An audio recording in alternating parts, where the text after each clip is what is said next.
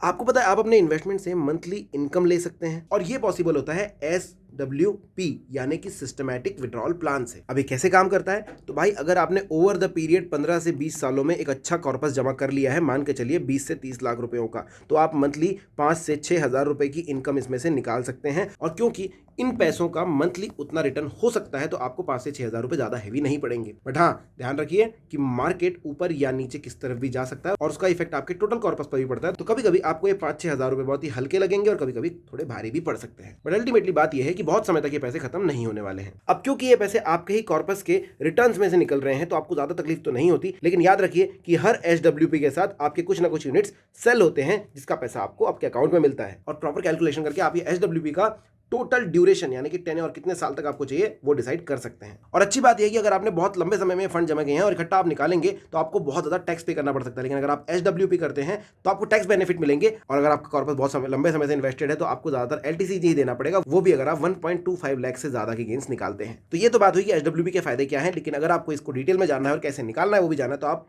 नीचे लिंक पर क्लिक कर सकते हैं।